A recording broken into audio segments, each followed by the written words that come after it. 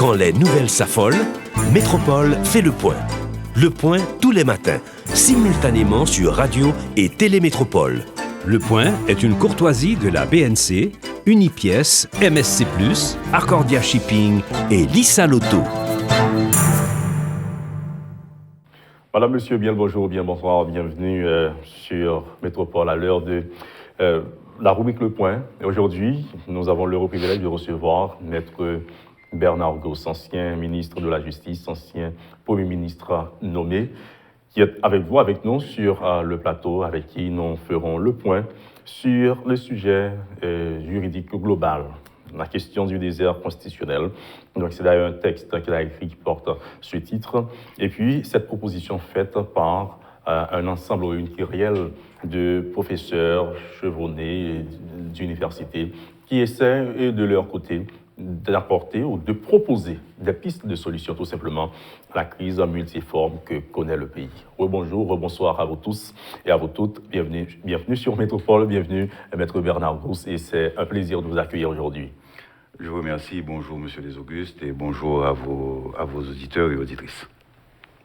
Nous aimerions commencer avec vous par ce titre intéressant, évocateur aussi, le désert constitutionnel. C'est écrit après l'assassinat du président Jovenel Moïse, où il fallait avoir un Premier ministre qui a été nommé, qui devrait former son cabinet ministériel et son gouvernement. Donc, et il y avait un autre débat de l'autre côté du mur avec l'ancien Premier ministre, le docteur Claude Joseph, qui a pris les rênes du pouvoir et qui disait que tout est sous contrôle. Et puis il y avait de notre côté une question de débat sur un exécutif bicéphale. Et vous avez écrit « Nous sommes dans un désert constitutionnel ». Oui, j'ai écrit cet article après réflexion sur une question qui est une question qui peut se poser dans n'importe quel pays lorsque un chef d'État disparaît brutalement, soit par démission, incapacité, décès. Et en général, dans les constitutions, il existe des règles de succession. Dans les monarchies, c'est la succession dynastique, ou bien dans d'autres, il y a d'autres mécanismes prévus par des règles. En Haïti, la Constitution de 87 prévoit des règles bien claires qui sont à l'article 149 de la Constitution. Et l'article 149 prévoit 2 temps. Dans un premier temps, si le président disparaît, ou du moins cesse ses fonctions durant les 3 premières années de son mandat, eh bien, à ce moment-là, le Premier ministre garde le pouvoir pendant un maximum de 4 mois, et pendant lesquels, au bout desquels, des élections présidentielles doivent être organisées, où l'ensemble de l'électorat est appelé à désigner un nouveau président, qui lui-même terminera le mandat de celui qui a cessé ses fonctions. Mais si le décès intervient, si le décès ou l'incapacité ou la démission intervient au cours de la 4e ou de la 5e année, c'est un autre mécanisme, c'est-à-dire l'Assemblée nationale, c'est-à-dire la réunion de la Chambre des députés et du Sénat, qui se réunira pour désigner un président provisoire qui lui aussi terminera le mandat. Or, pourquoi nous avons dit qu'on est dans un désert, c'est que, premièrement, nous ne sommes pas dans les 3 premières années, quelle que soit la thèse que nous adoptons, soit que le président ait terminé son mandat le 7 février 21, soit qu'il doive le terminer le 7 février 22, eh bien, nous ne sommes pas dans les 3 premières années du mandat. Donc, le chef de l'exécutif, le chef du gouvernement ne peut pas se proclamer chef de l'exécutif et garder le pouvoir en attendant que des élections présidentielles aient lieu. Donc, que ce soit pour Ariel Henry ou Claude Joseph, cette hypothèse ne peut jouer. Deuxième règle, si on veut admettre, malgré toutes les réserves, que le mandat expirait le 7 février 2022, c'est un événement qui est survenu au cours de sa 4e année de pouvoir, donc c'est l'Assemblée nationale. Or, l'Assemblée nationale, comme je l'ai expliqué tout à l'heure, est la réunion de la Chambre des députés et du Sénat. Pour des raisons politiques, et là ce n'est pas la Constitution qui est un défaut, c'est plutôt le défaut des hommes politiques. Eh bien, on n'a jamais fait en sorte que des élections aient eu lieu, de sorte que l'Assemblée nationale était inexistante. Pas de députés, 2 tiers du Sénat, et les 2 tiers du Sénat ont vu leur mandat expirer, et il ne reste que 10 sénateurs. Donc la réunion de l'Assemblée nationale est impossible. Et il n'y avait pas d'autres dispositions légales qui permettraient de combler cette vacance. Donc d'où l'expression désert. Et malgré tout, et merci pour cette explication, et cher maître, malgré tout, j'allais dire, dans ce désert, il y a encore des hommes. Il y a un gouvernement qui s'est installé, nous osons le dire comme ça, parce que c'est le Premier ministre qui lui-même a pris la parole et après a donné, si vous voulez, pouvoir à ses ministres, les ministres composant, formant son gouvernement. Et le débat continue sur ce désert constitutionnel dont vous parlez, dont vous faites mention dans ce texte. Et l'autre débat, dans le débat, c'est cette affaire d'exécutif bicéphale, monocéphale. Le désert s'élargit davantage, selon vous? Le désert ne s'élargit pas davantage. Quand j'ai parlé de désert constitutionnel, je n'ai jamais dit que toute la Constitution était tombée. Je n'ai jamais dit que tout le droit haïtien était invalidé. Okay. Il faut que, si vous voulez, faut bien comprendre ça m'a dit. C'est-à-dire que le moins dit que tu es un désert, c'est-à-dire que pour situation président disparaître là, pas de gain règle qui pourra appliquer. Mais ça ne veut pas dire que constitution tu aller dans la poubelle tout, que constitution tu enterrer constitution avec président. Il y a des règles constitutionnelles, il y a un esprit constitutionnel, il y a une science politique qui existait. Et c'est des règles ça c'est par exemple que l'exécutif là d'après constitution 87 là parce que jusqu'à présent si on pas remplacer le l'éclat eh bien c'est 2 mondes qui dans tête exécutif là un président avec un premier ministre et gain des bagailles c'est président seul qui a fait par exemple les population pour la voter, c'est un président seul qui a fait. Nommer un chef police, c'est président seul qui a fait. Nommer ambassadeur, c'est président seul qui a fait. Donc, nommer des directeurs généraux aussi. Et nommer directeur général, etc. Donc, il y a des compétences que la Constitution baille, il n'y a pas baille Premier ministre ou président, il baille président seul. Donc, un Premier ministre pas capable et prend toute charge là pour lui seul.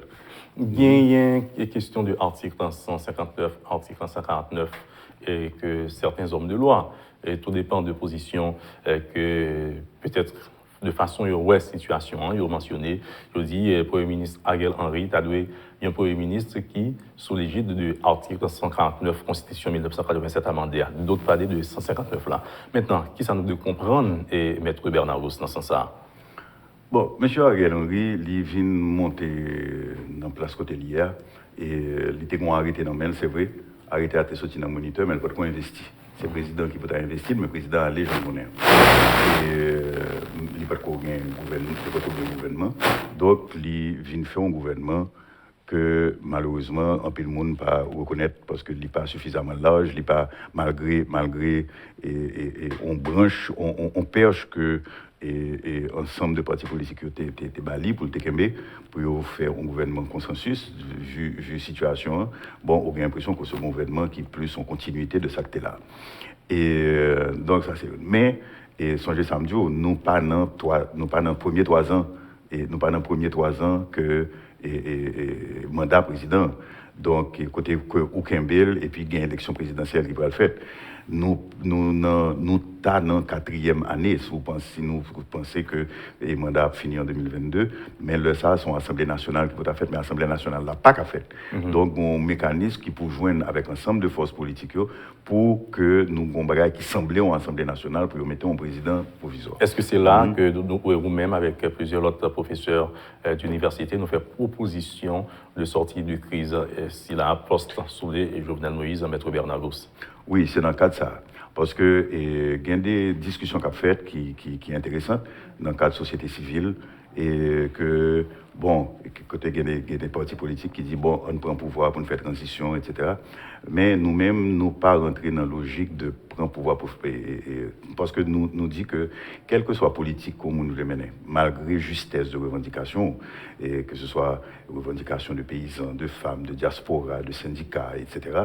Et revendications, ça, pour satisfaire, il faut que son gouvernement qui gagne légitimité populaire, il faut que son gouvernement qui est élu, qui peut faire. Donc, en somme, nous pour des élections.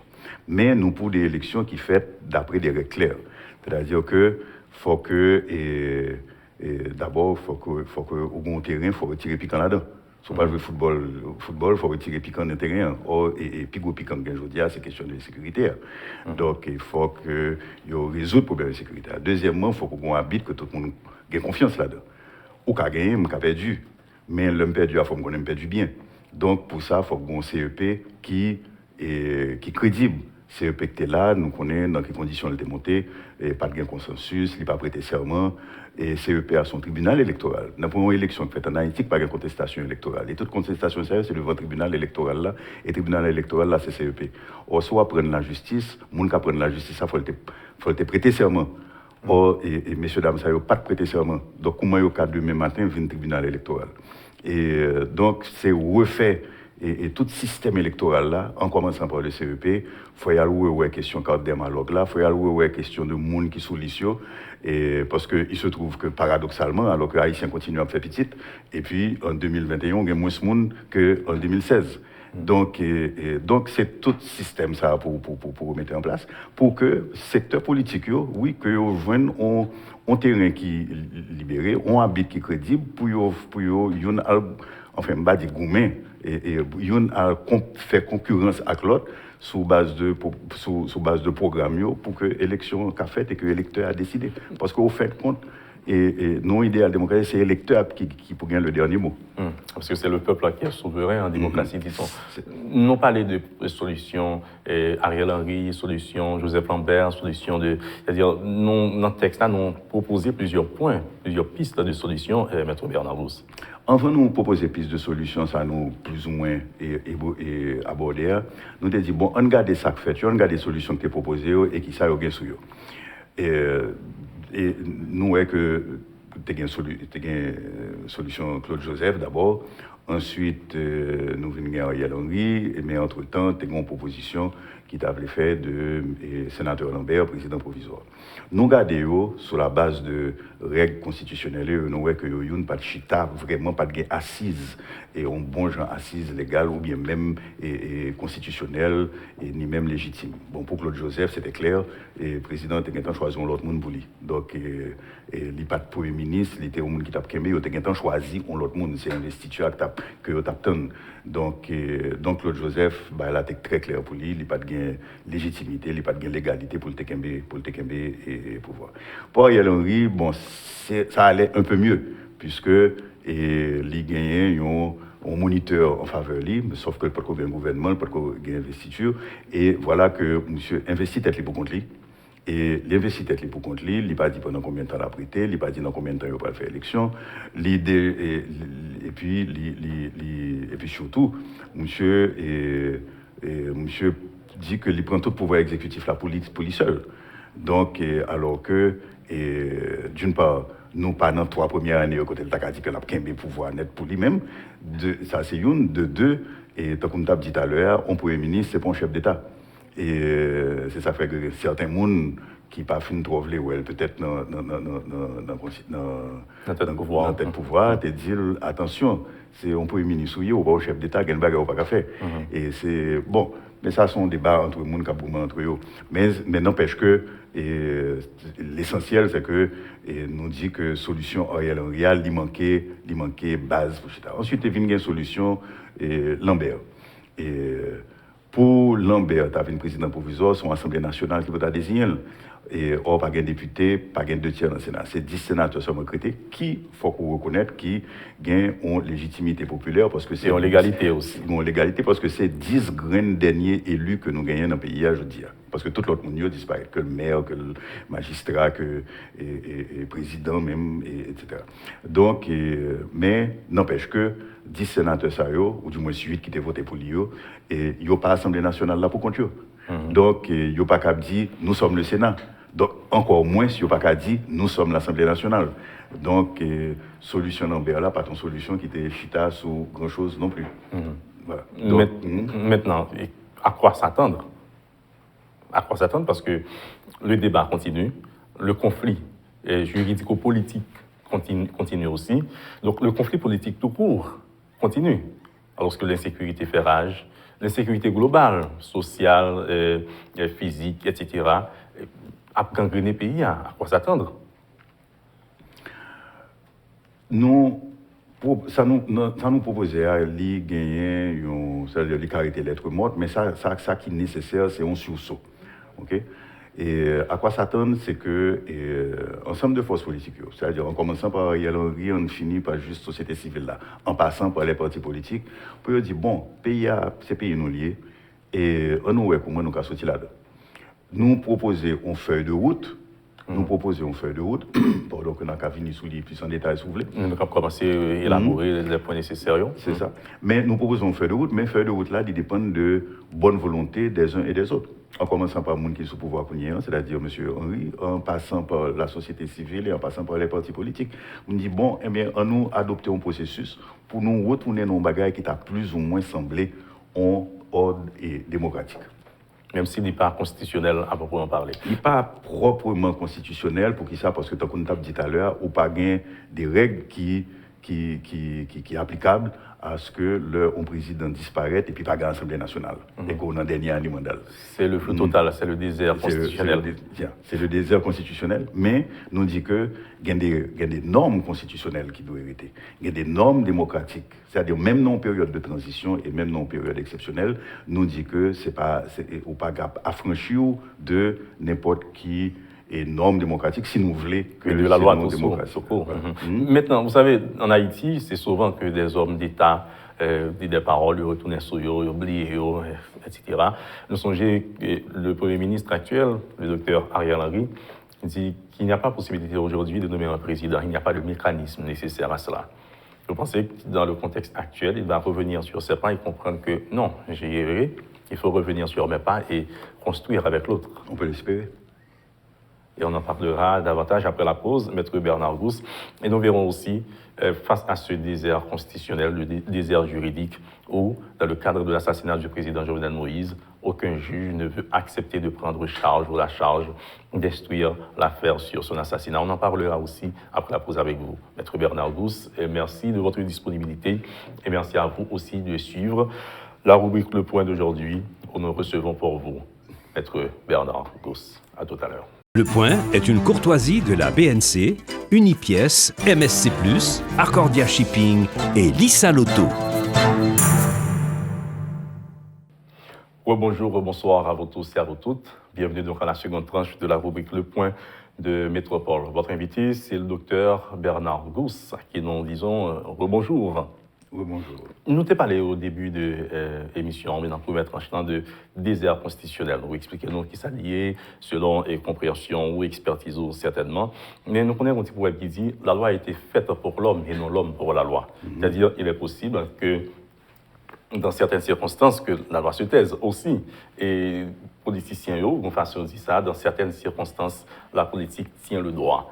Et lorsque la loi se tait, est-ce que ce n'est pas la démocratie qui règne, ou bien est-ce que ce n'est pas la démocratie qui doit régner? Et Maître Bernard Gousse, en ce sens, quels sont ces principes-là que l'on devrait respecter en démocratie, Maître Bernard Gousse? Bon, même si que loi muette dans certaines circonstances, ça ne veut pas dire qu'on doit faire ça au pipito.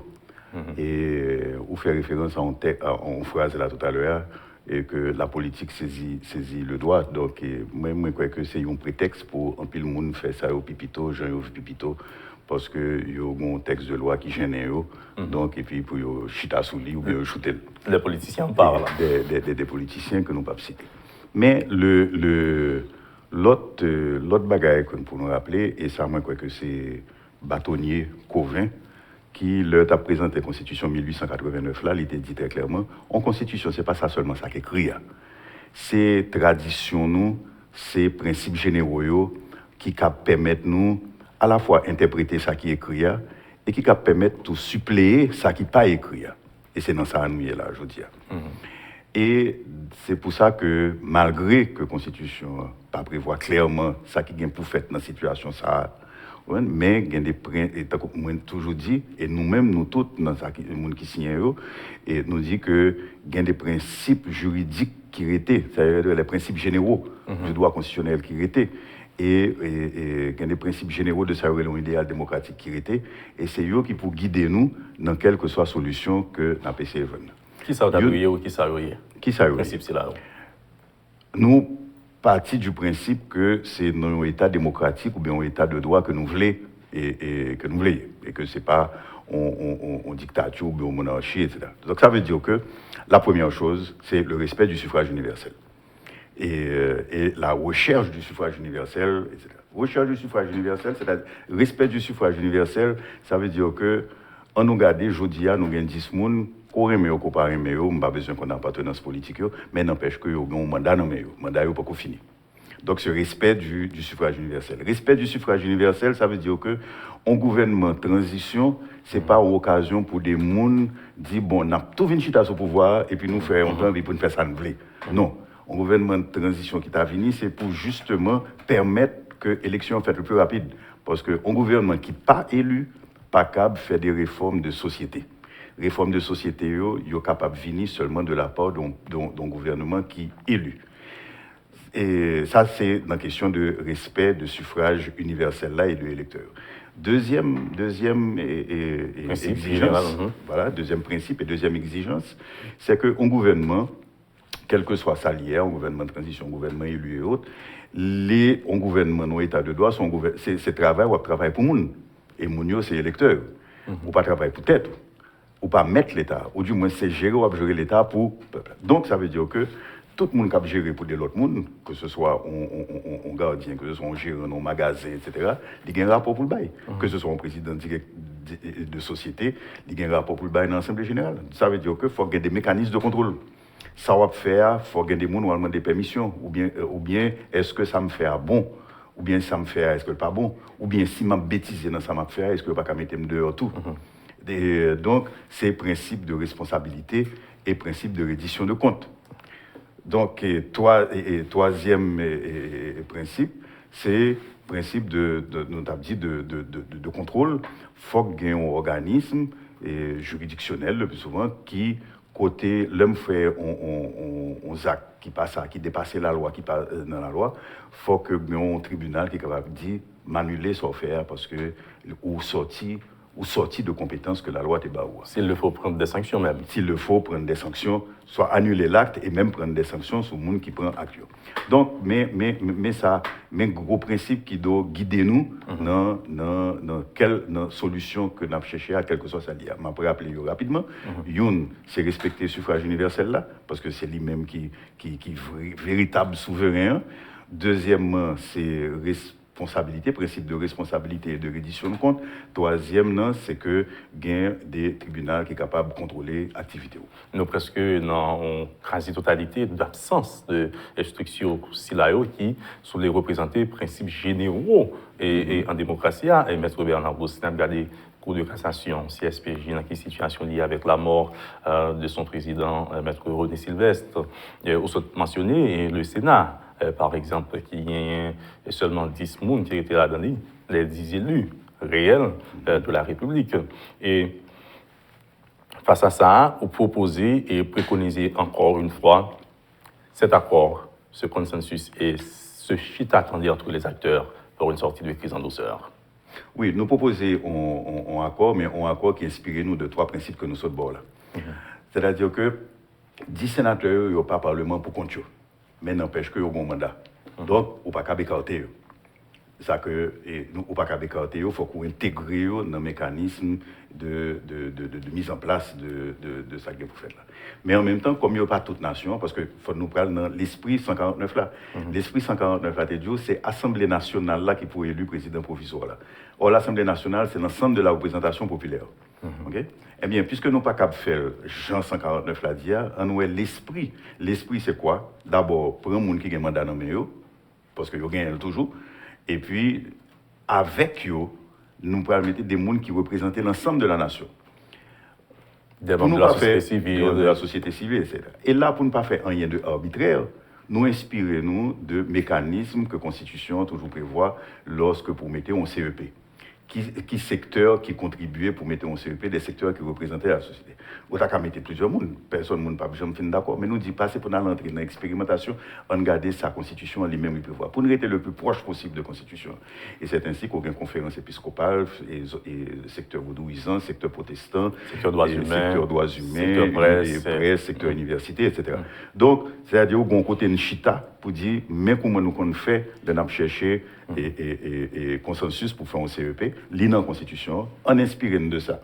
Et donc, Kembe 10 sénateurs qui gagnent pouvoir, qui gagnent mandat dans le toujours, pour nous faire un organe, une assemblée qui véritablement représente les secteurs de la nation. Quelque chose de symbolique. Quelque chose de plus que symbolique. Parce que si vous êtes symbolique, vous êtes là et puis vous n'avez pas de pouvoir, vraiment. Au contraire que là, nous proposons que vous ayez des véritables pouvoirs, contrairement à ça qui compte fait avant, dans, par exemple, période 2004, il y a un conseil des sages, mais le conseil des sages n'a pas de pouvoir vraiment. Pendant Ertatouyo, tu es président provisoire, il était un conseil d'État, mais qui n'a pas de pouvoir vraiment.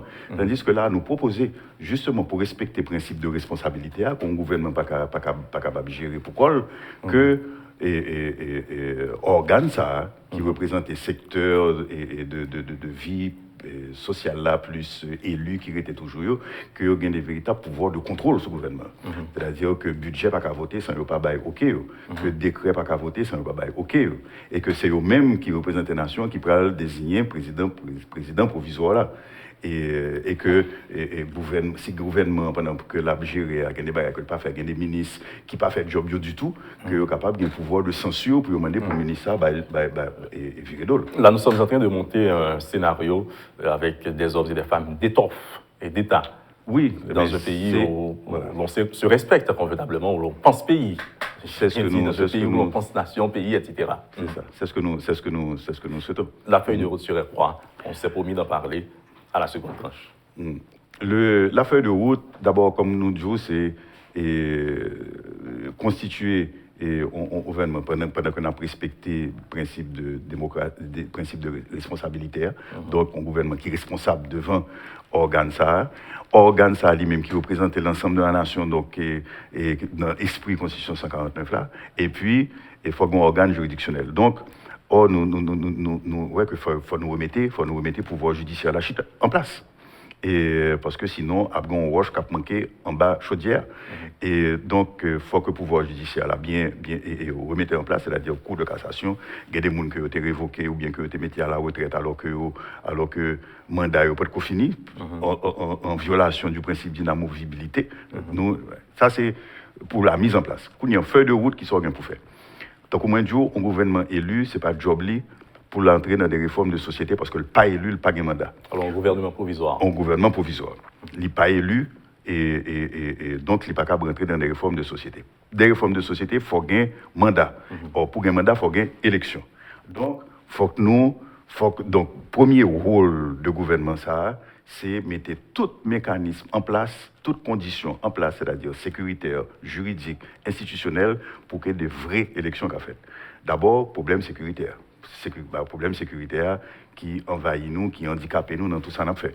Et aucun problème ça. Deuxième bagage, c'est mécanique électorale. En commençant par le CEP, nous avons parlé de ça tout à l'heure.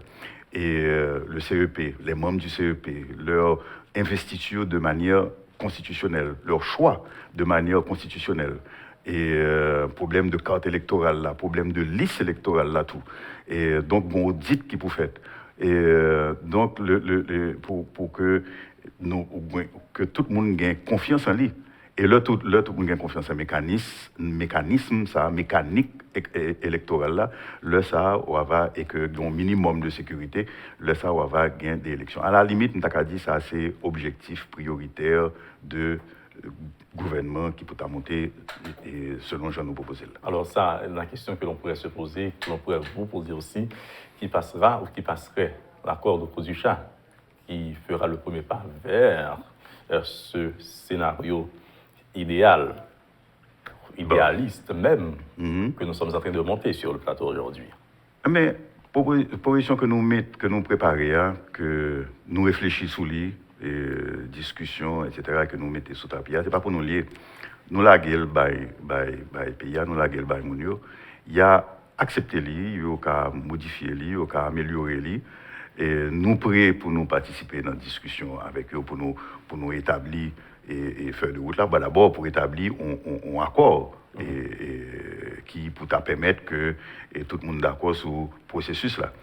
Parce que il y a des propositions jusqu'à présent, on a dit bon, on a le fait, mais nous-mêmes nous dit bon, ça c'est un processus que nous mettons qui chita sous constitution, sur l'idéal démocratique, donc, et qui est neutre, en ce sens que nous ne pas privilégier ni un groupe, ni l'autre. Vous ne faites partie d'aucun parti politique. C'est ça.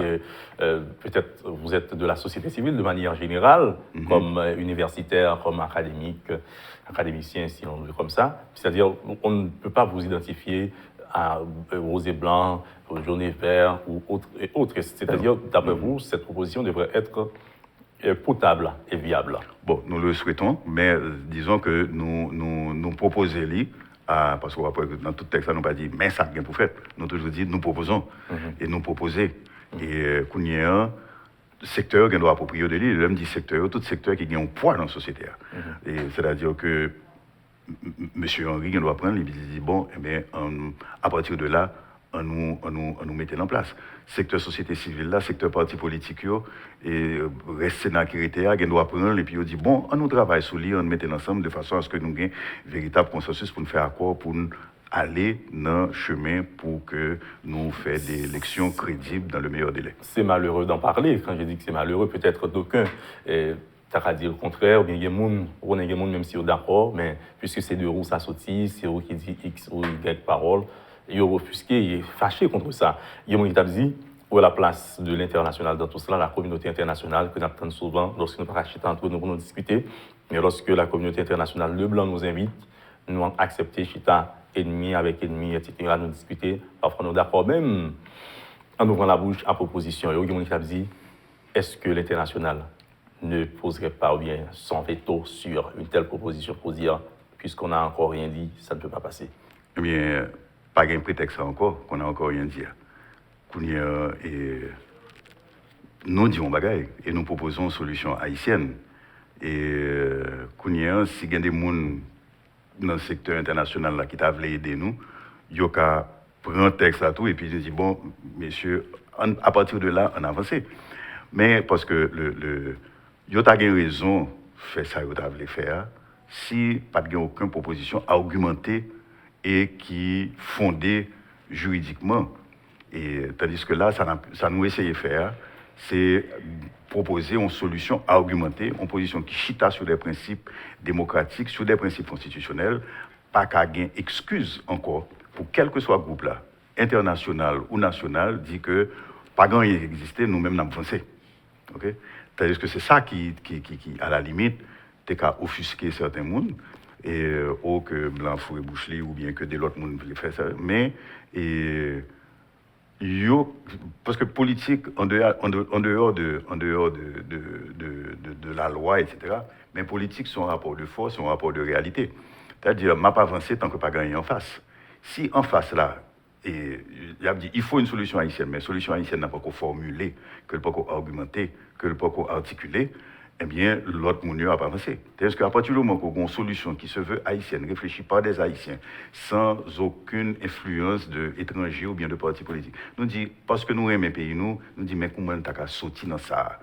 Eh bien, l'autre monde n'a pas aucun prétexte pour dire que les Haïtiens n'ont pas jamais dit rien, les Haïtiens n'ont pas jamais dit ça, non. Il y a des Haïtiens qui disent, mais ça nous pensait qu'il est bon pour le pays. Vous savez, Maître Bernard, vous, c'est un ancien sénateur, homme politique, vous avez dit sur le plateau de Métropole que nous trouvions une procédure, une proposition nous fait à plusieurs secteurs qui est d'accord, mais c'est international qui parle en parlant de l'exécutif bicéphale avec une proposition d'une présidence provisoire. Oui, mais lorsque en plus de ça, on gagne des universitaires qui métier c'est étudier, enseigner, travailler sur question ça, qui connaît l'histoire constitutionnelle pays, qui connaît l'histoire pays, qui en plus appartenu à un pays, qui dit mais comment pour le fait, eh bien crois que la Cour constitutionnelle c'est en dehors du pays à lié. Donc il y a bien obligé de dire oui, mais si l'ensemble de l'université, je ne pas dire que nous c'est universitaire, peut-être pas nous, non, c'est pas ça me dit, mais n'empêche que nous sautons dans le secteur universitaire là. Si l'université dit que parce que nous-mêmes nous étudions question ça et que mais ça qui est plus bon pour le pays et on pas rejeter le d'un revers de main. Ce ne devrait pas être le cas, évidemment. Vous placerez vous devrez placer, s'il le faut, l'enquête sur les différents massacres l'assassinat de Maître Montferré Dorval, notamment l'assassinat du président Jovenel Moïse, qui est en cours, une enquête qui continue et qu'on oserait même dire qui se poursuit dans les conditions que nous savons. Quelle serait la place de ces enquêtes-là, mais de celles-ci notamment? Bien, ça c'est dans le document que nous proposons, nous pensons que justement qu'il faut que le gouvernement a fait en sorte pour que dynamiser ou relancer l'enquête. Et sur des bagages qui sont emblématiques et qui frappent et qui blessent les sociétés, qui continuent à blesser les sociétés toujours. C'est-à-dire, il y a une enquête sur l'assassinat de bâtonnier d'Orval. Dernier assassinat de président Moïse. Ou bien Delma 32, ou bien massacre de la Saline, ou bien dossier Petro-Caribé. Il y a des bagages qui font nation mal et que nous pensons que faut que nous mettions conditions logistiques, conditions humaines, conditions parfois même institutionnelles pour que l'enquête soit commencée, que poursuive et puis surtout que aboutit. Pas poursuivre dans le sens, pas dans le sens haïtien. Dans le sens l'enquête haïtien se poursuit, quand on dit que l'enquête se poursuit, c'est que c'est jeté dans les tiroirs de l'oubli, ou bien c'est classé sans suite. Exact. Dans notre manière, dans notre parler à nous, quand on dit que l'enquête se poursuit, c'est ce que l'on dit ou c'est ce que l'on se dit. Maintenant, comment on peut comprendre des juges qui n'ont pas accepté instruire à faire sur le plan juridique? Est-ce que c'est légal, socialement, est-ce que c'est acceptable? Maître Bernard Rousse, quand ça arrive, vous, et qui êtes expert en droit, professeur à l'université, c'est un fait d'école, ça, d'après vous? C'est un fait, disons que c'est un fait très exceptionnel. Parce qu'on juge en principe, doyen du jour, bon, blague dossier ça, non, job, c'est prendre un dossier et puis commencer à faire le travail. C'est-à-dire ça, c'est réponse juridique là. Exiger les basiques nécessaires, évidemment. Et avec les bases nécessaires. Mais juge, il y a dans qui pays à vivre tout et ou pas capable faire reproche, il y a madame, il y a petite, il y a mari et parce qu'il y a un juge fille tout et il y a un petit monde. Donc faut regarder qu'il y a histoire d'enquête emblématique de qui ça a fait. Ou bien enquête Jean-Dominique, ça fait 21 ans que Jean-Dominique mourit. Mais où ont plusieurs juges d'instruction. Gain qui révoqué, gain qui menacé, gain qui déporté tête, donc obligé de prendre exil. Ou gagné enquête sur bâtonnier d'Orval. Ou gagné un juge qui désignait, il a commencé à écraser la machine, il a ballon l'autre machine. Mais après ça, un policier et pour sécurité. Mais quelques temps après, et ça peine quelques semaines, il a retiré les armes dans mes policiers. Donc il a commencé à déshabiller le juge là. Et voilà que semaine passée là, Jovenel est mort, il a retiré machine dans mes policiers. Il a déshabillé net. Donc l'autre juge, il a regardé ça. Il a dit bon, moi-même qui peux rentrer là, si on a fait un président, ça a fait là, qui ça a pas fait moi-même. Donc ou gagné que ce soit pour assassinat et Jean-Dominique, assassinat d'Orval. De temps en temps, on entendait que yo cassé greffe là, yo volé pièce à conviction. Donc, qui condition que le pral gagner qu'on y a, c'est que pièce à conviction, ça veut comme mettre dans un coffre et que le coffre ça va pas casser. Donc, c'est un ensemble de conditions. Et est-ce qu'il y a pas mettre des moyens à ma disposition, c'est-à-dire des moyens techniques, c'est-à-dire des policiers enquêteurs, des techniciens sous question de pour décrypter télécommunications, pour décrypter mouvements financiers, pour nous avancer, pour nous arriver côté rivière. Donc c'est tout c'est pas le simple fait de dire ballon juge et puis il y a 6 mois pour faire enquête. Non, est-ce qu'il y a moyen pour faire enquête là? Si il y a temps, moyens économiques, moyens logistiques, etc. Avec l'assassinat du bâtonnier Maître Montferré Dorval, nous avons dit que... Et s'il vous plaît, m'établissons l'autre exemple tout. Puisque vous citez l'assassinat d'Orval, mais il faut en tout que c'est tout appareil judiciaire là qui a marché ensemble. Et voilà que vous avez des mandats que on juge d'instruction émettre malgré tous les problèmes que le gagné. Il y a des mandats que l'IEMET et puis c'est le commissaire du gouvernement lui-même qui bloque les mandats, qui fait que les mandats ne pas joindre destinataire. Donc, en fait, frein à l'enquête là, sont dans l'appareil là, même lié, c'est-à-dire qu'à le commissaire du gouvernement. Donc voilà, un ensemble de facteurs, on a cité tous les facteurs depuis sous. Et donc, qui a fait qu'un juge, je dis, leur proche, pour dire, mon dossier m'a baou, il a dit, monsieur le doyen, avec tout le respect que je vous dois, et... Convenance, des raisons personnelles, convenance personnelle, je ne peux pas l'accepter. Voilà. Maintenant, avec l'assassinat, je disais, de Maître Montferry Dorval, et je m'en souviens, j'étais aux funérailles dédiées au feu le bâtonnier. On t'a dit que si Maître Dorval ne trouve pas justice, ce sera quelque part la défaite du droit. Et on sait aussi que la défaite du droit est éphémère, dit le jargon juridique. Mais le président garant de la bonne marche des institutions vient d'être assassiné dans des conditions floues et peu connues. Même pour trouver des juges pour mettre sur l'affaire, c'est difficile, pour ne pas dire impossible. S'il arrive que l'on ne trouve aucun juge, qu'est-ce qui va se passer sur le plan légal, Maître Bernard Rousse? Qu'est-ce qu'on doit comprendre dans le déroulement qui mènera certainement au dénouement de cette enquête que nous voyons évoluer dans une situation bizarre? Bon, et moi, pas un divino, je ne pas dans une boule de cristal, donc je ne peux pas dire exactement que ça va passer. Je connais ça, la loi dit qu'il y a pour faire, mais est-ce qu'il y a un juge là, tout moyen pour l'avancer? Dans des grands ministres, lui-même, lui demandé que son enquête internationale qui peut être faite. On a parlé du ministre Claude Joseph, mais c'est le même ministre Claude Joseph qui leur a demandé que une enquête internationale pour Montferry Dorval, il n'y a pas de secret du tout. Et donc, le gouvernement a dit, pas même dit non, il était tout simplement ignoré, appelle ça. Donc, moi, personnellement, je compte question que c'est des juges internationaux qui vont faire instruction. Moins pour une coopération judiciaire internationale. Et c'est-à-dire que il y a par exemple des experts médecins légistes, des experts balistiques, des experts et ça et comptabilité et forensique comment dire comptabilité, que c'est des experts en télécommunication en criminologie et qui viennent aider, et j'attends que ça commence, c'est fait, qui viennent aider aux enquêtes qui menées par un juge. Et pour des enquêtes de cette envergure, nous, déjà dans l'autre pays, par exemple, les grands procès de la mafia, et aux États-Unis ou bien en Italie, eh bien, c'est une tâche qui dépassait un juge. Il y a des poules de juges d'instruction qui ont mené l'enquête là parce que vu la masse d'informations et la masse d'accusés qu'on gagne là nous avons déjà près d'une trentaine de monde que ont indexé. Et vous avez dit que l'enquête policière a trop duré.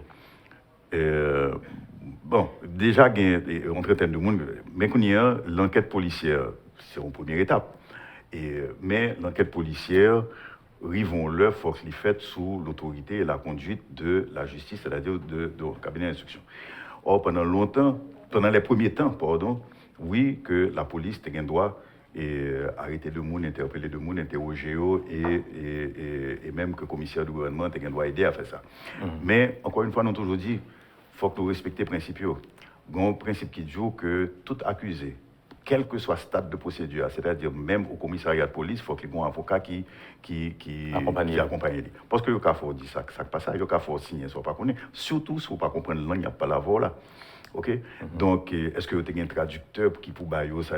Donc Kounien ou bien on commissaire du gouvernement qui peut mettre des mandats au-delà du délai de flagrance.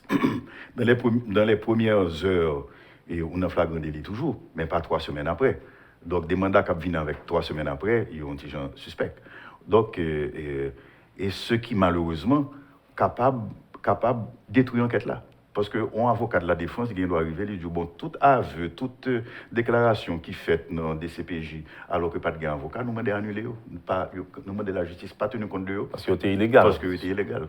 Donc, le respect des lois et le respect des procédures, ce n'est pas pour embêter le monde, non, c'est pour permettre que la vérité soit établie de manière claire et de manière indubitable.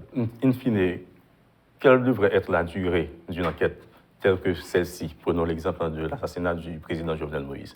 Qui durée enquête ça a douillé? Bon, moi pas qu'on donne toutes données. Moi, par contre, ça qui méritait, parce que moi, pas dans l'enquête là, moi, pas pris l'enquête là, et ni du côté de l'accusation, ni du côté de la défense. Donc, par contre, tout élément, mais ça me dit, il faut qu'on prenne le temps qu'il faut pour aller jusqu'au fond, pour que ce n'est pas seulement des lampistes, c'est-à-dire des exécutants, que des auteurs matériels. Il faut chercher, joindre qui était derrière ça. Merci beaucoup. Merci infiniment, Maître Bernard Gousse, de votre disponibilité. Si vous avez un dernier message, surtout dans le cadre de cette proposition faite à la nation, donc c'est le temps de communiquer. Et aussi peut-être des conseils juridiques, on ne sait jamais vraiment, parce qu'on en a besoin. Bon, d'abord, merci de l'invitation qu'on fait maintenant. Et seul ça m'a dit, c'est que son proposition citoyenne de 4 personnes qui remet pays et qui pensaient que nous sommes capables de trouver des solutions, mais pas dans une improvisation totale, mais sur la base de principes démocratiques et de l'esprit de constitution qui régit nous toujours. Donc, mais nous à la disposition pour rencontrer eux et pour faire n'importe quelle rencontre de travail si cela est nécessaire, si vous jugez l'utile. Conseil juridique, maintenant? Bon, non, il n'y a pas de conseil particulier à ce moment. Merci beaucoup. Encore une fois, Maître Bernard Gousse, de votre disponibilité à Métropole et pour la population de manière générale. Merci infiniment. Merci et bonne journée. Merci à vous tous et à vous toutes d'avoir suivi la rubrique Le Point d'aujourd'hui. Je suis Jean-Jules Desaugustes et à bientôt.